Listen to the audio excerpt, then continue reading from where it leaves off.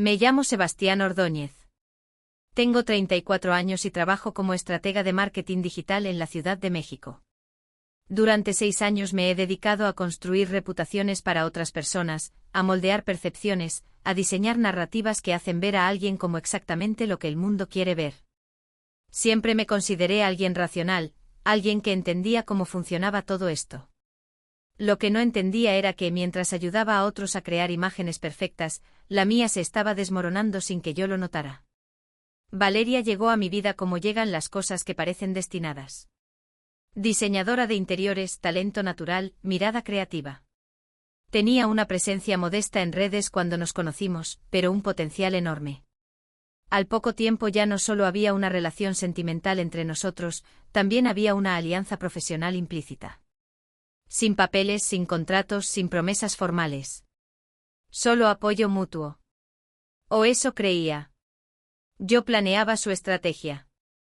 Ajustaba sus publicaciones. Editaba sus vídeos. Gestionaba fechas, colaboraciones, campañas. Incluso financiaba buena parte de sus proyectos. No porque ella no pudiera hacerlo, sino porque me decía que cada peso debía reinvertirse en su marca. Y yo le creía. Porque invertir en ella se sentía como invertir en nuestro futuro. Durante 2 años, todo desde afuera parecía perfecto. Viajes cortos los fines de semana. Cenas con amigos. Risas, fotos, promesas. Un compromiso que ya tenía fecha. Primavera de 2026.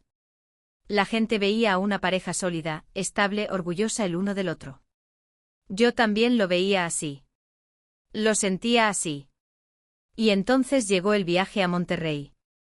8 meses había trabajado para cerrar ese trato con una empresa tecnológica. 8 meses de reuniones, propuestas, revisiones. Si se concretaba, mi comisión sería lo suficiente como para cubrir una parte enorme de la boda. Valeria lo sabía. Me apoyó. Me despidió en el aeropuerto con un beso largo, con una sonrisa que en ese momento parecía genuina. Me dijo que estaba orgullosa de mí, y que tendría mi comida favorita lista cuando regresara. Los 2 primeros días fueron intensos, pero buenos. Presentaciones, cenas, llamadas, brindis discretos. Todo indicaba que el trato estaba prácticamente cerrado. La segunda noche estaba en una parrilla de San Pedro con posibles inversionistas. Había bebido un poco, lo suficiente para sentirme ligero, optimista. Por primera vez en meses me sentía tranquilo. El postre acababa de llegar cuando el teléfono vibró.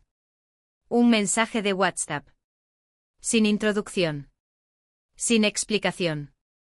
8 palabras. Ya no puedo con esto. Se acabó. El ruido del restaurante se apagó de golpe en mi cabeza. Miré la pantalla una y otra vez convencido de que había leído mal. Me disculpé de la mesa, caminé al baño, marqué su número. Directo al buzón. Intenté escribir. Un solo cheque. Bloqueado. Abrí Instagram. No aparecía. Facebook tampoco. Me apoyé contra el lavamanos con las manos temblando. 2 años de relación acababan de desaparecer por un mensaje mientras yo estaba a más de 1000 kilómetros de casa. Volví a la mesa por pura inercia. Sonreí y brindé, firmé documentos preliminares. Nadie notó nada. O tal vez fingieron no notarlo. Esa noche, ya en el hotel, me serví un whisky con manos torpes y abrí la laptop sin saber realmente qué estaba haciendo. El teléfono vibró de nuevo. Un mensaje de Carolina. Lo siento mucho. Acabo de verlos juntos. Adjuntó una foto. Valeria estaba sentada frente a Diego Castellón. Su ex. Sus manos entrelazadas sobre la mesa. La marca de tiempo indicaba que la foto se había tomado hacía menos de 1 hora. Justo cuando a mí me habían terminado por mensaje. El aire se volvió pesado de golpe. Carolina siguió escribiendo. Los habían visto juntos días antes. En una cafetería. En un bar. No era algo nuevo. No era un error de una noche. Era una historia en marcha mientras yo planeaba una boda. Algo cambió dentro de mí en ese momento. No fue rabia. No fue llanto. Fue claridad. Fría. Precisa. Valeria no solo había terminado conmigo. Había elegido exactamente cuándo hacerlo. Cuando no podía responder. Cuando estaba distraído. Cuando estaba lejos. Cerré la laptop. Terminé el whisky. Y empecé a pensar. A la mañana siguiente desperté sin resaca, sin colapso emocional, sin mensajes desesperados. Solo con una idea fija. Durante años había ayudado a clientes a construir imágenes digitales. Sabía cómo se levantaban. Y también sabía cómo se caían cuando la base era falsa. Durante el vuelo de regreso empecé a revisar todo. Carpetas. Nubes. Discos externos. Años de material. Vídeos detrás de cámaras. Conversaciones. Recibos. Pruebas. Todo lo que nunca había sido mostrado porque la narrativa pública necesitaba mantenerse limpia. No estaba buscando venganza. Estaba buscando orden. Cuando aterrizamos, no fui a casa. Me registré en un hotel cerca del aeropuerto. 2 días encerrado. Café, edición, selección, recortes. No soy editor profesional, pero conozco ritmo, impacto, silencios. El vídeo empezó con sonrisas reales. Momentos felices. Luego una pantalla negra. Texto blanco. 2 años juntos. 13 kilómetros de distancia. Un mensaje. Después, la otra cara de todo. El trabajo. El dinero. Las noches. Las estrategias. Y por último, la línea de tiempo. Las fechas. Las apariciones. La foto final. 4 minutos y 37 segundos. Lo publiqué un sábado por la tarde. Sin contexto. Sin explicación. Solo el enlace. Y esperé, la primera hora pasó sin nada especial. 50 vistas. Quizás menos. Dejé el teléfono sobre la mesa del hotel boca abajo y me obligué a ducharme, a cambiarme de ropa, a salir por algo de comer como si fuera un fin de semana normal. Caminé unas cuadras sin rumbo fijo, entré a un lugar pequeño a pedir algo sencillo.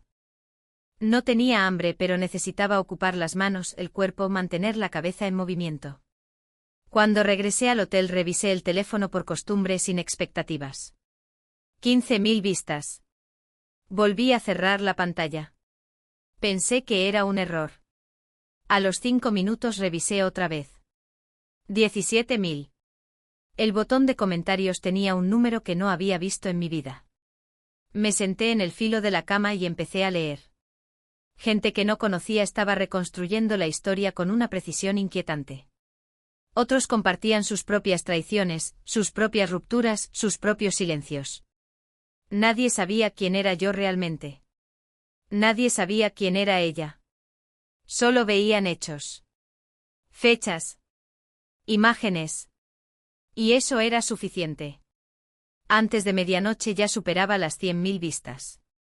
Dormí mal. No por ansiedad, sino por exceso de estímulos.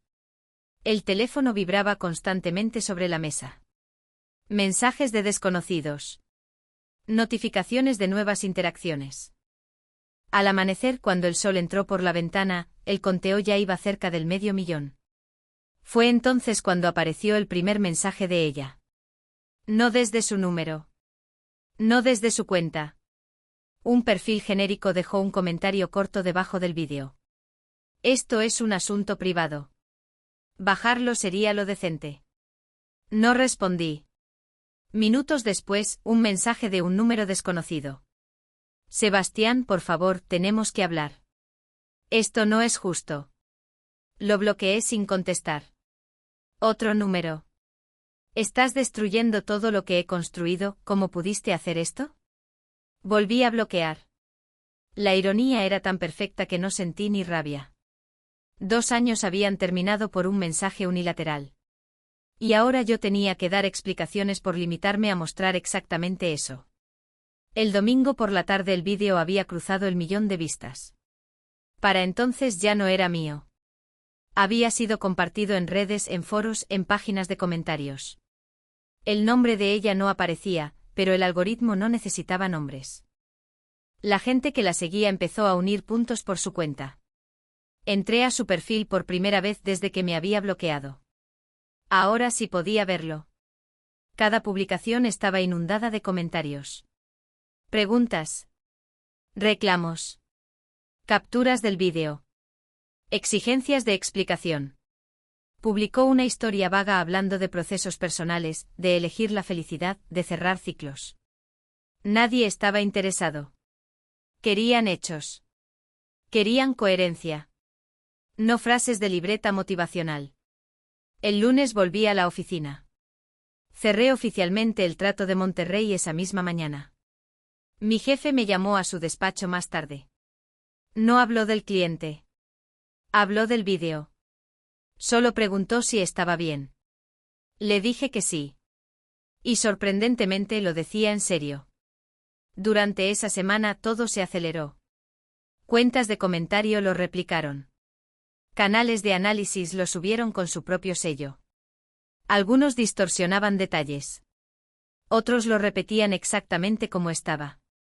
Para el viernes el conteo ya superaba los 5 millones. Las consecuencias empezaron a aparecer donde realmente dolía.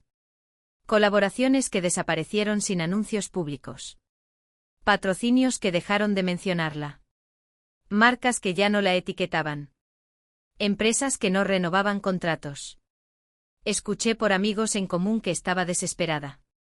Que no salía casi. Que su teléfono no dejaba de sonar.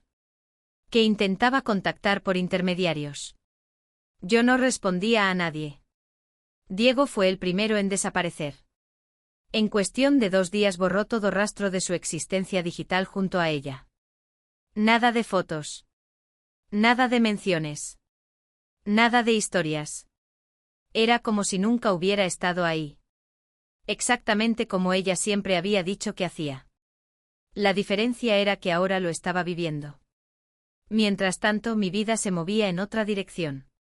Empresas comenzaron a escribirme. No por curiosidad personal. Por interés profesional. Habían visto el manejo de narrativa. La precisión. La estructura. La forma en que una historia se había desmontado sin insultos ni ataques directos. Querían eso. En 3 semanas tenía 4 nuevos clientes. Mi ritmo de trabajo se duplicó. También mis ingresos. El trato de Monterrey abrió puertas que no esperaba. Una cadena de referencias que se alimentaba sola. Empecé a buscar un nuevo departamento. No quería quedarme donde todo tenía su rastro. Cada mueble. Cada esquina. Cada rutina. Encontré un loft en Santa Fe. Ventanales enormes. Ladrillo expuesto. Más caro. Pero limpio. En todos los sentidos. Mientras yo firmaba contratos, ella perdía los suyos. De 120.000 seguidores bajó a menos de la mitad en un mes. El engagement se desplomó. Lo que antes generaba ingresos ahora apenas alcanzaba para sostenerse. Canceló proyectos. Dejó de viajar. Tuvo que considerar mudarse. A través de Carolina supe que buscaba departamentos más pequeños. Más baratos. Zonas que antes jamás habría considerado. También supe que Diego la había bloqueado en todos lados. Exactamente como a mí. El paralelismo era tan exacto que parecía un guión escrito con crueldad. A finales de septiembre la vi de nuevo. Fue en una cafetería en la Roma. Yo entraba por café antes de ir a la oficina. Ella estaba sola con la laptop abierta. Más delgada. Ojeras marcadas. Ya no había rastro de la versión perfecta de redes. Nuestros ojos se cruzaron. Durante un segundo ninguno se movió. Luego se levantó y caminó hacia mí con pasos inseguros. Pidió hablar. Acepté 5 minutos. Afuera el aire todavía era cálido. Septiembre se resistía a irse. Se disculpó. Por todo. Por el mensaje. Por el momento. Por Diego. No discutí. No levanté la voz. Solo escuché. Me dijo que había confundido nostalgia con amor. Que persiguió algo que siempre fue destructivo. Que arruinó algo bueno por algo brillante y vacío. Le respondí sin dureza, pero sin suavizar nada. El vídeo no había sido venganza. Había sido verdad. Dijo que lo sabía. Nos despedimos sin promesas. La vi entrar de nuevo al café con los hombros encorvados. Tomé mi vaso y caminé hacia mi coche sintiendo algo que no había sentido desde Monterrey. Ligereza, salí de la cafetería con el café en la mano y la cabeza extrañamente ligera. Durante semanas había imaginado ese momento de muchas formas, reproches, explicaciones largas, incluso una reconciliación imposible. Nada de eso ocurrió. Solo 5 minutos de verdad incómoda y una despedida definitiva. Mientras conducía hacia la oficina entendí que no había vuelta atrás para ninguno de los dos. Y por primera vez no sentí miedo por eso. Esa tarde recibí un mensaje de Carolina. Los vi hablando, ¿estás bien? Le respondí sí. De verdad. No era una respuesta automática. Era una constatación. El vídeo seguía su propio curso independiente de mí. Dejé de revisar las estadísticas. Dejé de leer comentarios. Ya no necesitaba medir nada. Había cumplido su función.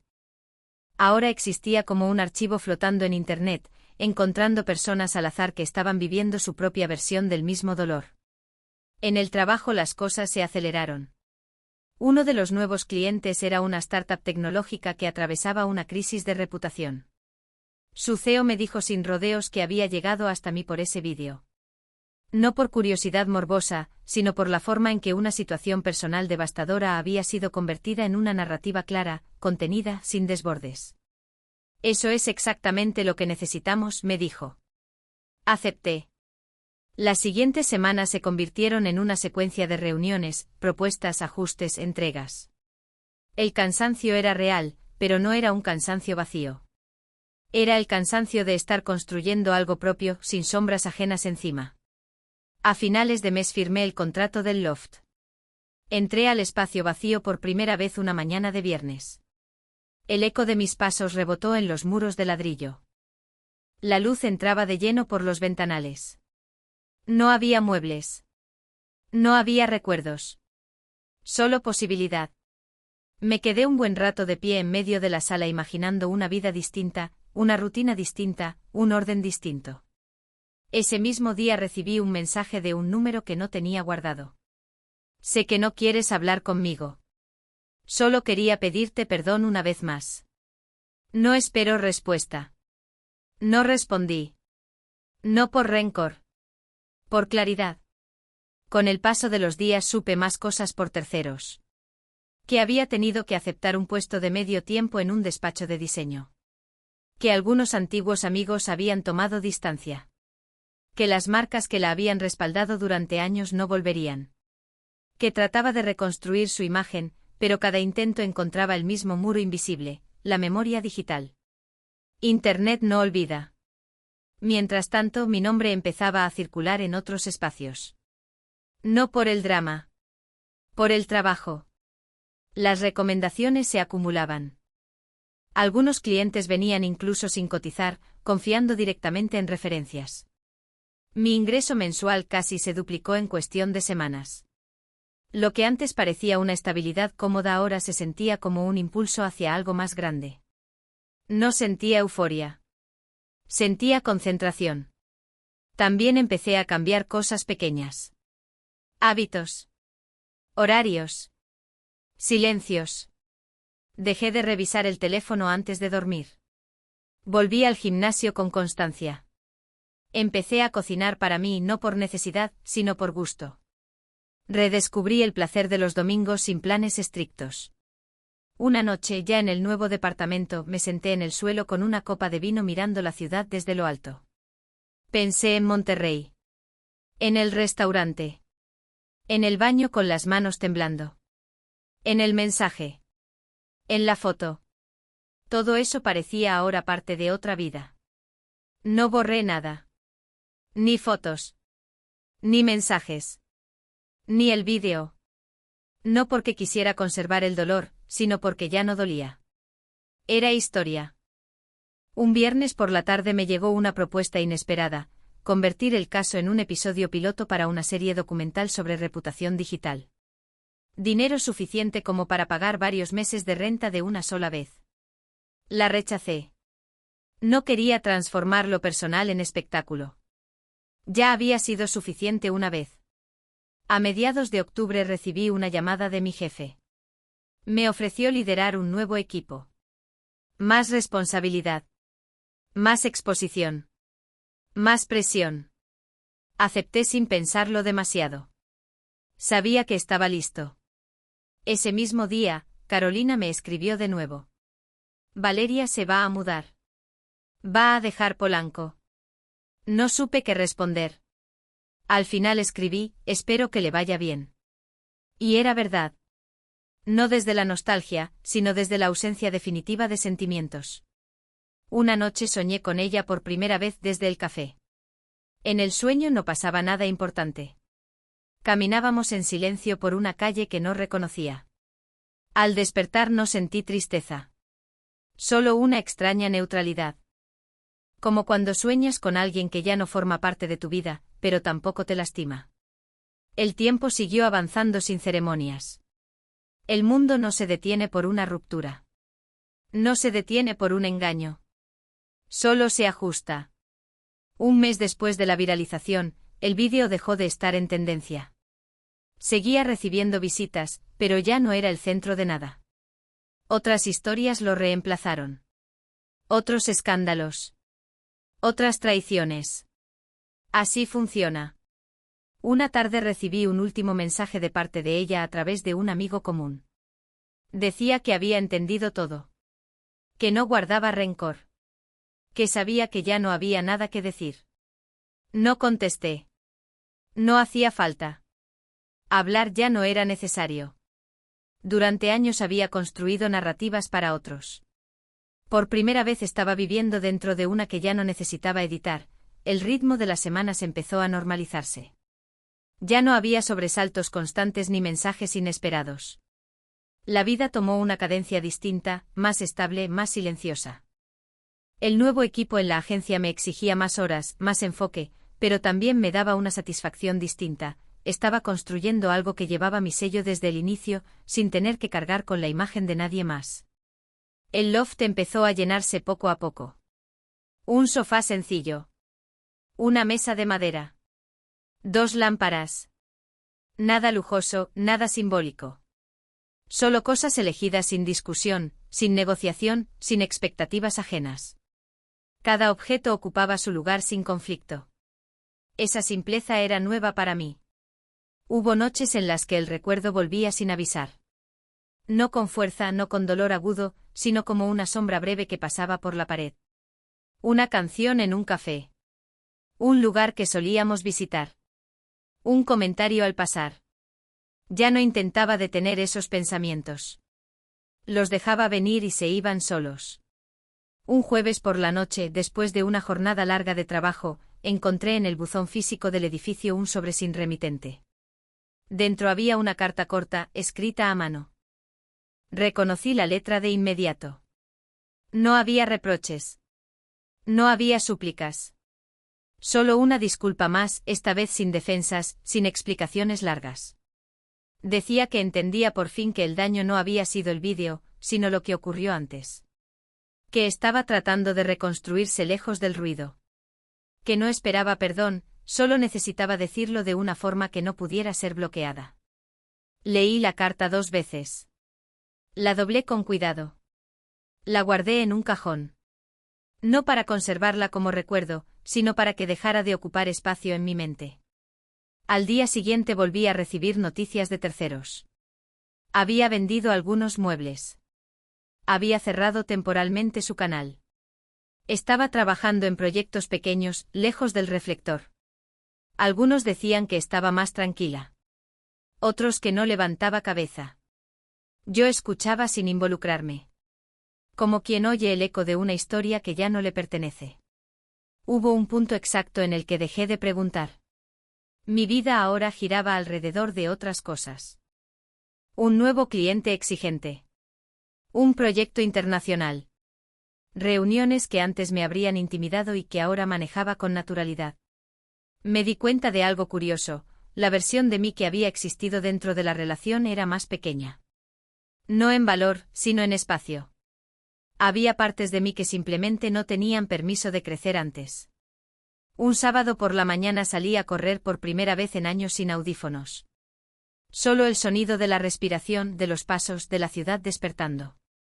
Sentí los pulmones arder. Sentí el cansancio real en el cuerpo. Era una forma distinta de estar vivo.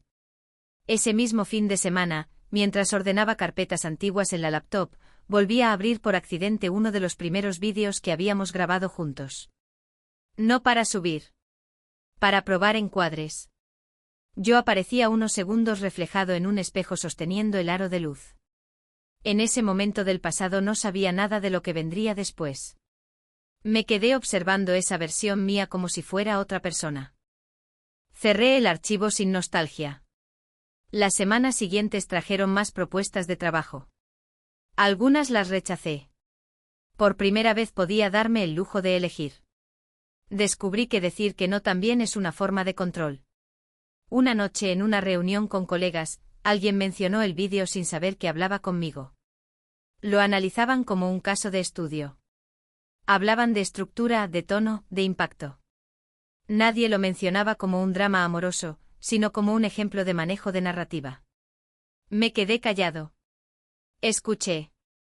Tomé nota mental de cómo con el tiempo, las historias dejan de pertenecer a quienes las vivieron.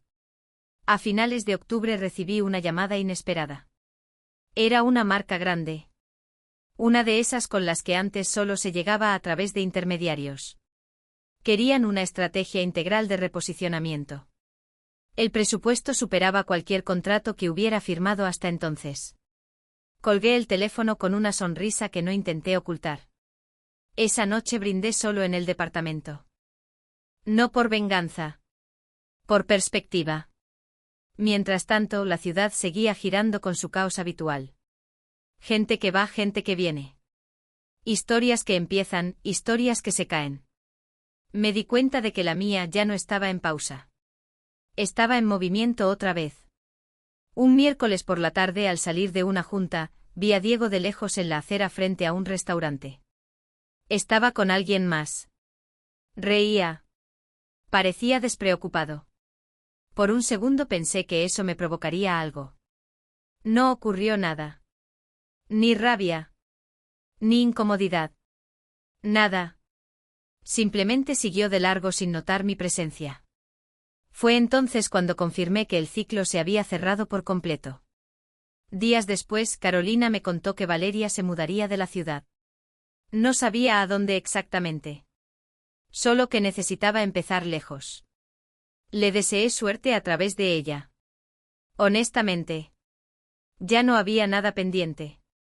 Una noche, mientras caminaba por el departamento apagando luces, me detuve frente al ventanal. La ciudad brillaba abajo como un mapa vivo.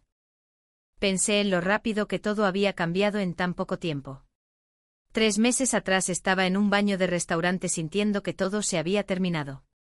Ahora estaba ahí tranquilo, sin miedo al silencio. Entendí que a veces el colapso no destruye.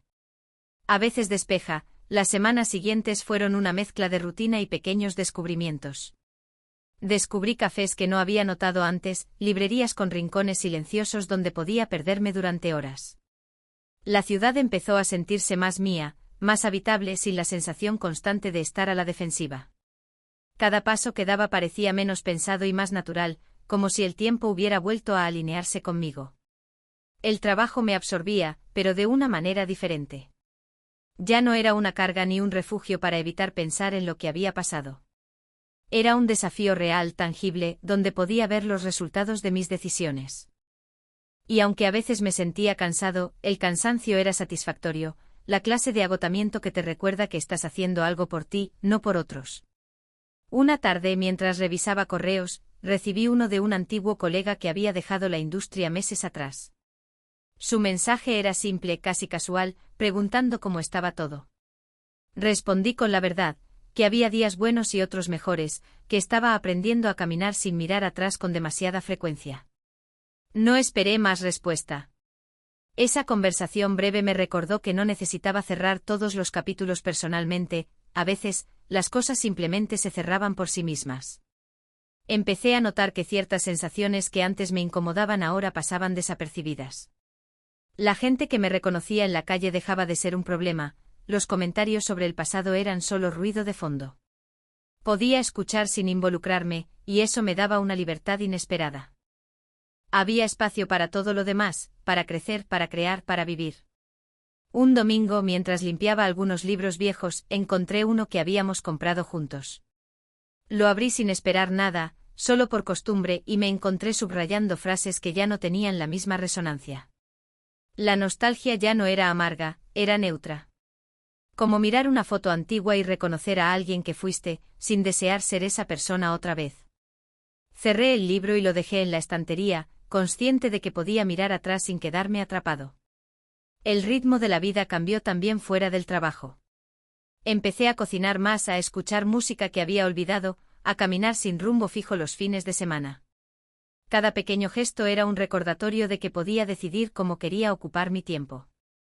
Lo que antes parecía trivial ahora tenía peso, mi espacio, mis horarios, mis decisiones. Todo era mío de nuevo, sin intermediarios ni concesiones. Un día, mientras esperaba un tren, vi a un grupo de adolescentes grabando un vídeo con el teléfono. Me observé a mí mismo sonriendo de manera instintiva. Por un instante sentí que entendía lo que realmente había cambiado, ya no era la persona que necesitaba probar nada. No había pruebas que ofrecer ni recuerdos que defender. Solo estaba presente y eso era suficiente. Al caer la tarde de regreso al loft, me detuve frente al ventanal. La ciudad estaba iluminada, como siempre, pero algo había cambiado en mi manera de verla.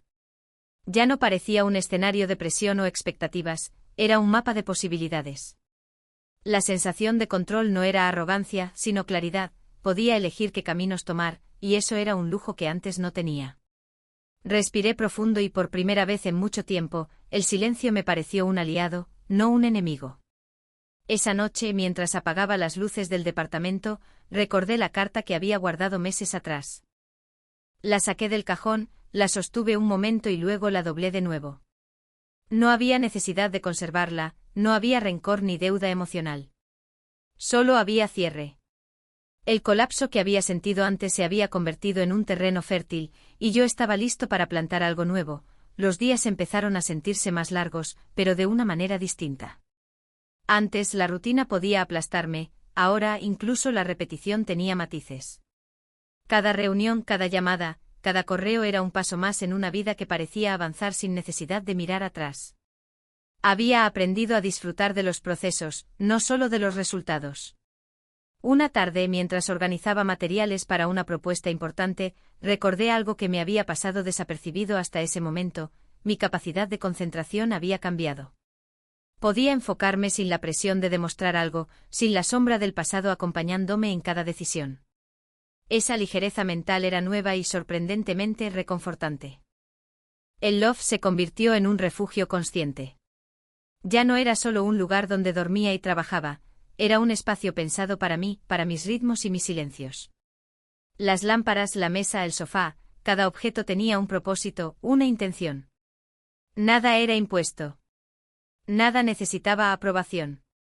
Esa simpleza me daba una paz inesperada, una sensación de hogar que antes había parecido inalcanzable. Un viernes por la tarde, mientras caminaba por una avenida conocida, me crucé con alguien del pasado. No lo había visto en meses. Sonrió y saludó, pero no hubo necesidad de detenerse, de hablar. El encuentro duró solo un segundo y sin embargo me dejó algo claro: podía reconocer a las personas sin que su presencia dictara mis emociones. Era como mirar un cuadro, apreciarlo por lo que era, sin intentar entrar en él. Los proyectos laborales empezaban a reflejar mi estilo sin interferencias. Un cliente grande me pidió una propuesta que meses atrás habría parecido intimidante. Esta vez lo asumí con tranquilidad. No había necesidad de demostrar nada más que mi capacidad, mi criterio. La seguridad era silenciosa, pero firme. Cada logro se sentía auténtico sin la urgencia de validación externa. Una noche de sábado, mientras preparaba la cena, la ciudad afuera vibraba con su caos habitual. Por un momento me detuve escuchando el ruido de los autos, la risa de los peatones, el murmullo de la vida en movimiento. Todo parecía lejano y cercano a la vez. Comprendí que no era necesario estar en todos los frentes, podía observar, participar y retirarme sin culpa. Más tarde, revisando un correo de un colaborador, me di cuenta de algo curioso: había dejado de medir mis días en función de otros. No necesitaba la aprobación, ni la atención, ni siquiera la comprensión ajena. Mi tiempo era mío, y la perspectiva que había ganado me permitía manejarlo con libertad. Cada decisión, por mínima que fuera, llevaba consigo un sentido de propiedad que antes desconocía. El fin de semana siguiente decidí salir a caminar sin rumbo. Sin audífonos, sin teléfono, solo yo y la ciudad. Pasé por parques, plazas, calles que me eran familiares y otras que no. Había un placer simple en perderse y encontrarse a uno mismo al mismo tiempo. Mis pasos eran conscientes y la respiración acompañaba cada momento como un recordatorio de que estaba vivo, de manera plena, de manera mía. Cuando regresé al loft, noté que había dejado de sentir esa urgencia de mirar atrás, de revisar lo que había sido o dejado de ser. Ya no había fantasmas que perseguir. El pasado, los errores, las pérdidas, todo eso existía, sí, pero no dictaba mi presente. La carta, los recuerdos, las sombras de días difíciles, eran parte del paisaje, no de mi camino. Esa noche, frente al ventanal, observé las luces de la ciudad y sentí algo que no había sentido en mucho tiempo: tranquilidad absoluta. No había rencor, no había nostalgia amarga, no había miedo al silencio. Todo se había acomodado. Todo había encontrado su lugar. Y yo finalmente podía mirar hacia adelante sin cargas, sin prisas, con la certeza de que cada paso siguiente sería auténtico y propio. Los días comenzaron a transcurrir con una ligereza que antes me habría parecido imposible. La ciudad seguía con su ritmo caótico, pero yo ya no estaba atrapado en la tensión de querer controlarlo todo. Observaba, actuaba, decidía, y luego me permitía simplemente ser. La sensación de vivir sin presiones externas era nueva, y me recordaba que la vida podía avanzar incluso cuando uno dejaba ir lo que ya no le pertenecía. Una tarde, mientras organizaba la agenda de la semana, recibí un mensaje inesperado: una propuesta de colaboración de un proyecto internacional, algo que meses atrás habría parecido un sueño distante. Leí el correo 2 veces, sonreí, y por primera vez la emoción no estaba teñida de ansiedad ni de necesidad de aprobación. Era pura anticipación, un deseo de crear, de moverme, de crecer. Salí a caminar al caer la noche. Las calles estaban iluminadas, los escaparates brillaban, y el aire frío me recordó que cada estación trae consigo cambios. Recordé los días de confusión, de ruido, de inseguridad, y me sorprendí al darme cuenta de lo lejos que había llegado. Cada paso que daba ahora tenía peso propio, significado propio. No había rencores ni cargas, solo claridad. Esa misma noche, mientras regresaba al loft, me detuve frente al ventanal que daba a la ciudad. Las luces formaban un mapa vivo, dinámico, infinito. Respiré profundo y sentí que estaba exactamente donde debía estar. Todo lo que había sucedido, el caos, los errores, las pérdidas, las cartas, los encuentros fortuitos, había terminado por abrir espacio para algo distinto. Algo mío.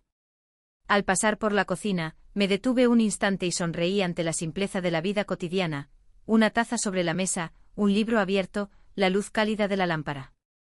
Pequeños detalles que antes habrían pasado desapercibidos ahora tenían valor. La perspectiva que había ganado me permitía apreciarlos sin necesidad de justificación. Un miércoles, mientras salía de una reunión, vi a Diego de lejos otra vez. Reía con alguien más, despreocupado, ajeno a mi presencia.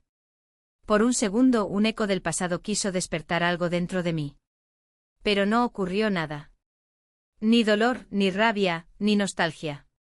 Solo una aceptación silenciosa: las historias terminan, y la vida continúa, a veces en la dirección que nunca imaginaste, pero siempre hacia adelante. La ciudad siguió girando, llena de historias que empezaban y terminaban en cada esquina. Yo también estaba girando, pero con un ritmo propio.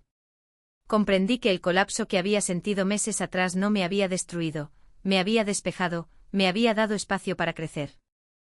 El miedo al silencio se había transformado en un aliado, la soledad en un refugio, el pasado en un paisaje distante, contemplable pero sin control sobre mi presente.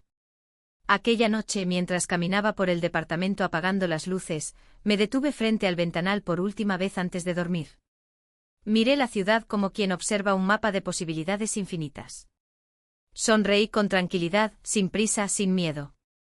Porque entendí que la vida no espera, y que cada instante que avanza sin cargas es un instante de libertad auténtica. El ciclo estaba completo. Y por primera vez en mucho tiempo me sentí completamente en movimiento.